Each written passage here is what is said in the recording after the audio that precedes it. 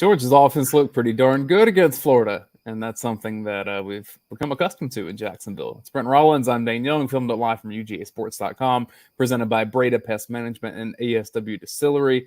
We're focusing on all things Georgia's offense in this analysis, Brent. We're going to start by talking a ton about Ladd McConkey. If you don't have Brock Bowers getting another one of the best players in college football, as healthy as he's been all year, it's the perfect timing for Georgia's offense, because I think if you like both of those guys, if McConkey was still in and out or having fewer reps than maybe he's capable of, it's probably a little bit tougher road for Georgia. Yeah, you think about that. You take Burden off of Missouri. You take Harrison Jr. off Ohio State. They'll still be okay because they're just that much more talented than everybody that they play. But you take those kind of players off those offenses, and it doesn't necessarily crumble. However, though, like if you had to say, hey, Brent, I'm going to give you the choice. I'm going to give you keep Bowers and you play the backup QB, or play your starter who's playing as well as anyone in the country and you lose Bowers. Like I keep the QB all the time. And it just goes to show that when you have a quarterback plus offensive coordinator combination that's working efficiently, working together well, and knows their strengths, you can still put up a lot of points and do a lot of damage on offense. Let's get started early here. This is Georgia's first drive, 8:14 here in the first quarter, and to Ladd McConkey getting in the red zone.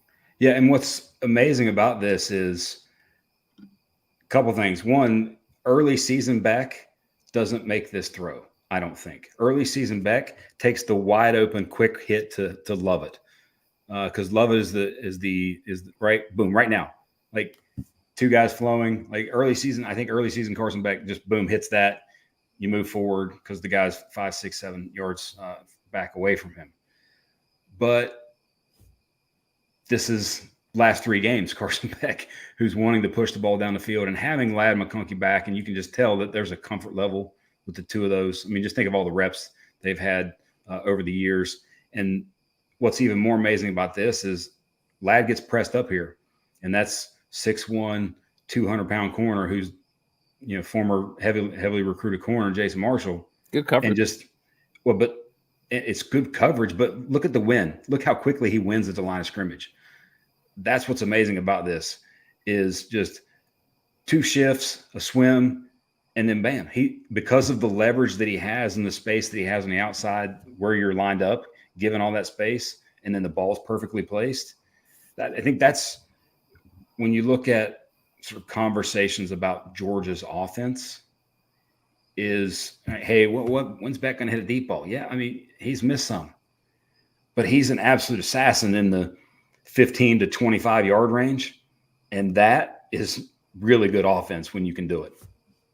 Need to point out the protection that he had. For the most part in this game, he had time to throw, but the main thing that, Mike Bobo is doing such a good job of, you hear people say keep him on schedule. I think really just what it means is don't improvise a whole lot, like play within the offense. And Kirby Smart talks about that a ton with Carson Beck. And when that's happened, he's been phenomenal, maybe even best in the country at that thing. And this protection, you'll take this all day long. What about a 5-step drop here? Kind of double tap on the feet, balls out, boom. Yep, and we talked about it on Around the League Thursday. He's the only quarterback in the SEC who's been pressured less than 25% of his dropbacks. That number is, by the way, going to go down after this game because he was only pressured on 3 in this game. So phenomenal work, combination of OC and offensive line. Because here the offensive line kind of doesn't do so great, at least one in particular, but balls out and you make a great play. All right, we'll call it out since you just did. Some of the drawing you see on the screen is the CBS copy, but Gary. Gary, by the way, Gary was really good. Really, Gary was on point this game. I think Gary's always pretty good. I know some people don't like him, but Gary knows ball. Yes, he 100% knows ball, and this is one where you just love to see this from. It's one of those where it's like, hey, you practice offense all the time, and you're a quarterback. What are you practicing all the time? Throwing. So you should be able to do exactly what Carson Beck did on this play, and it's phenomenal.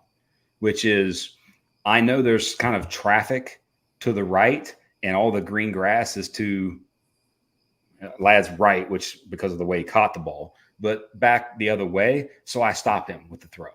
I don't lead him into the traffic, and he boom stop, man. And now he knows, hey, the ball is stopped. Thus, my quarterback is telling me that's where the open space is.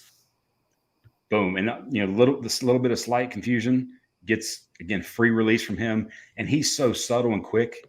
He's moving and making cuts, but not slowing down at all.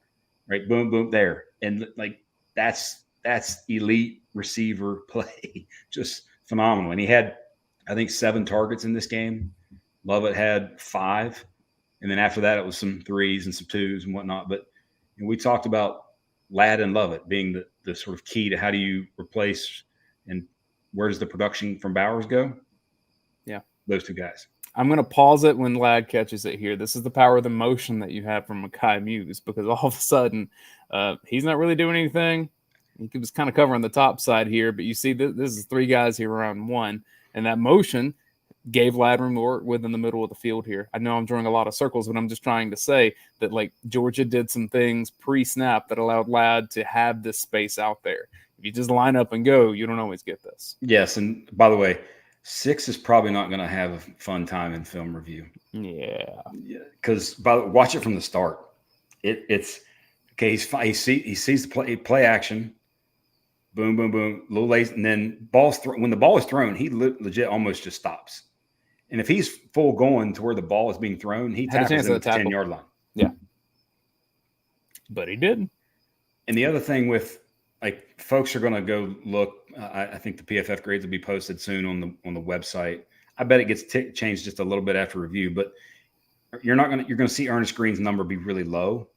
It's because of plays like this. Like, that's a very quick loss, but the ball's out. And, you obviously get graded individually within this stuff. Not everyone's perfect.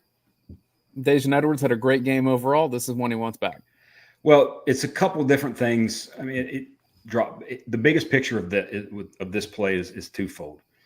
One is because of the action, and Georgia's been doing a lot of this action, over the past few weeks, right? Where Delp is the lead blocker, you're swinging them out really quick, and you're either throwing it to him or you're going to the backside one-on-one opportunities. What does Florida do here? Defensive back blitz, 23. I think it's 23. Comes off because of the action at the top. He's unblocked and now in the way.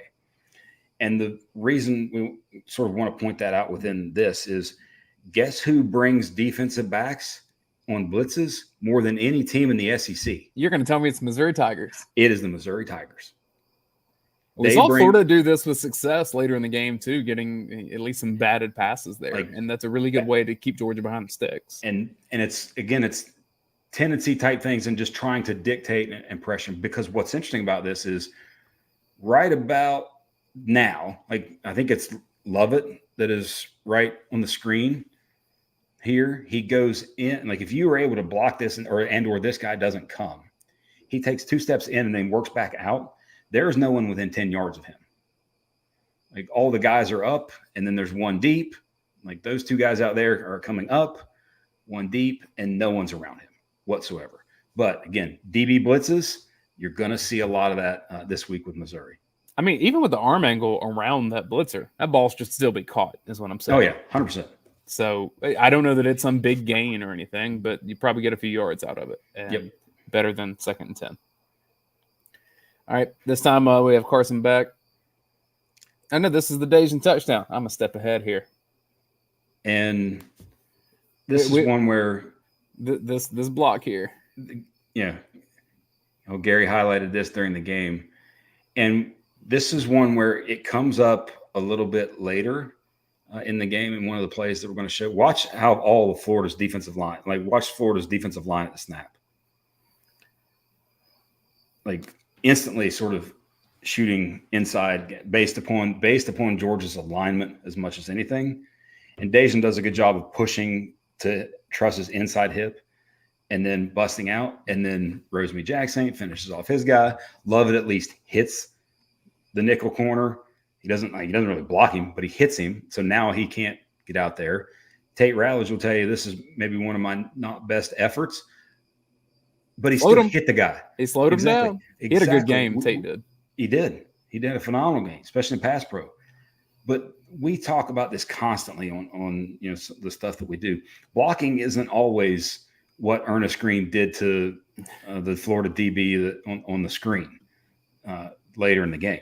It isn't the crushed pancake block always. Oftentimes, it's just getting a piece or getting your head and or butt on the right side or getting in the way. And Dayne's just like his ability to set things up. He makes your offensive line right consistently, no matter how you block it. What were your first impressions this game of Lawson Lucky getting to play more than he ever has? Speed of the game a little bit was, I thought, much for him initially, but you could see the physical talents, especially in the strength. There's a block later on the 4th and 1. When Dayne scored on the 4th and 1, he did a great job of getting inside and turning his guy, creating that little crease. As a pass catcher, you can tell that it's just he's the practice versus what happens in the game. There's a different element to that. But still, he played 30 snaps. Georgia was in 12 personnel, I think, right around 25% of the game. So not drastic. Like we said, hey, they're going to go a little bit more 11 personnel, a little bit less 12 personnel. And that's what they did. All right, next up, didn't have a whole lot of trouble for Carson Beck, but he took some hits. This is one that tries to extend the play, not there. This is one where mainly just wanted to show this because, hey, Beck is playing lights out, but nobody's perfect. Nobody's absolutely perfect because he misses a touchdown right here, unfortunately. And what's interesting about it is it's because of week 9, Carson Beck doesn't instantly think check down. Week 9, Carson Beck is like, hey, I'm staying here looking on the field. And he just forgets about Dayne, I think, because the only person that could have potentially made this tackle was a defensive lineman who drops into coverage. Everybody else is with the receiver. So 94 sitting right there on the 15-yard line. He's the only guy there. Everybody else is moving towards the middle of the field and got their back turned. But he looked. It was a good non-decision to make the throw to the post at the top. It's just, hey, don't forget about your check down. And the beautiful part about his play over the first 9 weeks is, as opposed to forcing this into a keyhole or trying to scramble around and make truly something out of nothing, he's just like, especially on 1st and 10, I'll just go forward. Like, this is technically a sack, but it's still not really, it's not a debilitating play. It's not a 6-yard loss. It's not sort of negative momentum. It's just, okay, all right, we didn't hit this one, next play. Well, and you don't hang out in the pocket and allow the chance for some kind of strip or fumble. Like, if you're going to take control of where this play goes, even losing yard or getting back to the line of scrimmage. I've seen so many quarterback fumbles this year, and it's not just, we saw a couple, that Georgia forced from Florida in this game, but it's for a long time at A&M, that's been Max Johnson's bugaboo. Maybe not quite as much this year, but it's a problem when quarterbacks hang out too long. There's a lot of arms flailing. Scroll that back just a little bit. The behind angle. Like, there's legit, you can see the space that Dayne has out here. Nobody. Like, that's the furthest guy outside. He's got his back turned, staring at Ladd. You got 94 sitting there. Hey, nobody's perfect. Yeah. He played really well, though. Now we have a big run from Dayne Edwards here. Good blocking. This is my absolute favorite play of the game. Because? This was a tendency breaker. This was a tendency breaker for Georgia. This was a tendency breaker based upon what Florida was doing in the game itself. So we highlighted earlier the defensive line sort of slants. When you look at this, all right, so pause it before the snap. What can Georgia do here? And this is kind of the offense in the spread shotgun world. Defenses know that, hey, when the back is offset to your left and or right, only certain things, at least from a run game standpoint, can happen. And this is just a straight inside zone right, or this is a split zone where, the Lawson Lucky, I think it's Lucky at the tight end spot right here, would, go across the formation and Edwards is pushing right. Well, what does Georgia do right? And by the way, so Florida was slanting and just cheating gaps and shooting gaps sort of +1 to their right or left based upon that. So Georgia runs same side zone. This is more when we see Georgia turn and just hand the ball off right beside. That's usually duo out of bunch. That's duo out of 2 tight ends, short yardage, things like that. Not 1st and 10, not like this. and they just gashed him because they go zone left away from the tendency. So everybody's working left. And because Florida is now slanting that way and working that way, you get a massive hole over there. You get a center that now can easily, Van Prank can easily work up to the linebacker. The defensive line, look at Ratledge just shoving his guy forever that way. And it's just like, this is play calling beauty. This is run You're game just going to give it the beauty. chef's kiss. That's how close you are to it. I will go. I like it. It's just, I love this stuff because it's both knowing your own self and seeing what's happening in the game, because we see this is towards the end of the second quarter. And Florida's sort of cheated inside a couple of times and hit you for short yard or not as big a gains because of what they've done to your offensive line. And you counter with this, adds to the repertoire. Boom, love it. Can I point out one thing that doesn't need to happen, because it'd be shame if such a great play got wasted? Rah-rah, watch out. Yeah. That's right in the view of a ref, and that could be a holding because you're pulling on a jersey. Yep. For a long time. Don't give him a chance. This is good as it gets from Beck right here. Oh, yeah. When we all saw this, I think we're like, oh, he's got that in the bag. Third and Ladd, by the way. Ladd McConkey's just a third down machine. And I forget what game went off. I was watching SEC final, and I think this play right here, old Roman Harper said, don't say deceptive speed. Don't use the D word. He's basically saying, hey, he's just fast. Don't give him the white guy treatment.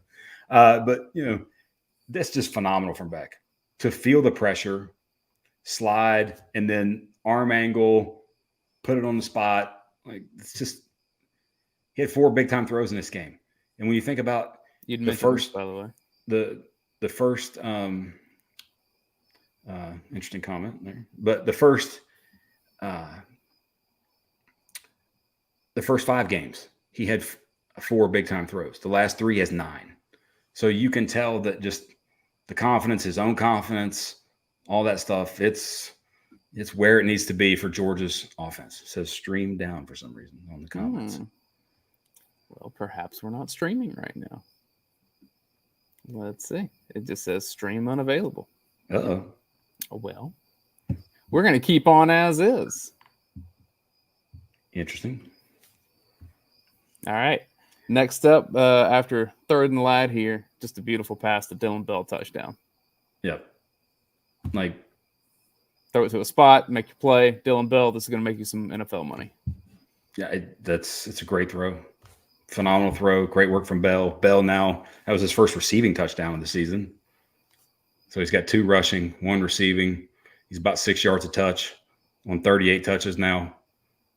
A threat for the offense. And somebody that you think about, hey, if this is my 4th guy that's getting touches, and he was outside, if it wasn't for one of those stunts that we talked about, he would have hit his head on the goalpost on one of the runs. So yeah, we're getting all the lovely comments in the thing. Well, comments really there. Let's finish up with Georgia had some struggles in the red zone, but it found a way to get in here. This was on 3rd and goal, and so took some chances. Finish him. Good stuff from Freeling at right tackle. Not necessarily an initial win, but a great drive after that. Love seeing Jackson Meeks get in there for some blocking at the goal line. All of Micah Morris, by the way, has done good stuff. Stick D says we're back. Well, all right. Sorry if y'all missed some things in there, but it was mainly this Dylan Bell touchdown that was just a perfect spot here. And then I think it was on 3rd and Ladd that we made that happen. And then after Georgia had some red zone struggles, just kind of showing how you get in from a yard out. And I think that's what Kendall Milton's going to be really good at. Tate Ratledge keeps on fighting there.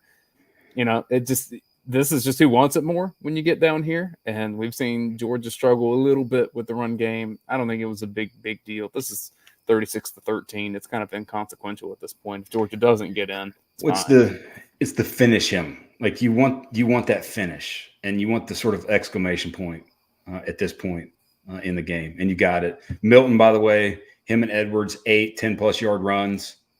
Like he looks, again, healthy. And he got rolling on a counter on one play that, even get stiff-armed a guy into the ground. Like good stuff from him. Consistently getting him and Edwards 27 carries, I think 147 yards between those two. The balance that we're looking at with this offense, it's how Kirby wants to play complementary football. Is you can still have a power football running team, but be driven by your passing weapons. Overall, offensive thoughts. I mean, you start looking at Georgia's most complete games of the season, and this is up there with maybe the Kentucky performance. I would almost even say more so because of what Kentucky handed to them. This was, you just kind of, a lot of these you took it. Now, after the couple of issues that Florida had, and we'll get into a few of those in the play of the game and the defensive video, but it's the ability to attack that 10 to 25 yard range of the football field. Like Beck's going to hit. I think he's going to hit a few of these deeper ones that we see. Like he was 0 for 3 in terms of 20-yard depth targets in this game, but he's going to hit a few of those. And when you combine that with the efficiency they're getting from the running game, and a lot of it's because your backs are, making your offensive line look great. Combination of the two, and that just attacking the intermediate area. That was where, like, if you go back, and I'm not in any way don't quote me. I'm not comparing to 2019 LSU, but that's where that team attacked people to no end. Was the intermediate. Like Burrow had, I think, the highest grade ever in college in the intermediate area, the 10 to 25 yard range. Yeah. Beck is getting there in terms of that with how he's playing in that and throwing the ball in that part of the field. If you like what we do here on Film.live, please subscribe to our YouTube channel. We're the most popular Georgia Bulldogs channel on YouTube. Really proud of that. 40,000 plus. We're going to be on the march to 50K here. Got to get to 41 first. We'll get there very, very quickly. Breda Pest Management makes this show possible. Support them. They're the official pest control of the Georgia Bulldogs. They protect Sanford Stadium, and so they can protect your home. A couple big home games coming for Georgia. And if you're tailgating in Athens, or maybe it's your home tailgate, you need this Hunker vodka from ASW Distillery, because if you have the vodka, it's Tito's. If you have Tito's, that they give a whole lot of money to University of Texas. So if you want something that's going to support UGA, this doesn't do that directly, but proceeds from this do go to Classic City Collective, which is Georgia's NIL arm. So you can see the connection there. So get the Hunker vodka for your tailgate, and couple 3:30. I think Ole Miss maybe a night game. I bet Ole Miss is a night game. So you got a little time to get lathered up if that's what you do before games. And that schedule that was made fun of consistently in the preseason. Well, in September, it needed to be. Now in November, here we go. This is it. This is where it rolls. I do think, and we're going to talk a lot about Missouri and other Film.live videos this week. So if you're watching live, you'll see these come up in separate videos, including a straight-up Missouri preview, because this is the de facto SEC East championship, championship game semifinal. I know Tennessee's mathematically in there. Right. I know things can happen. Even if Missouri were to beat Georgia, Missouri's got a tough road as well, and Georgia could find its way back in it. But driver's seat, the keys to the SEC East happen in Sanford Stadium on Saturday night. Pole position.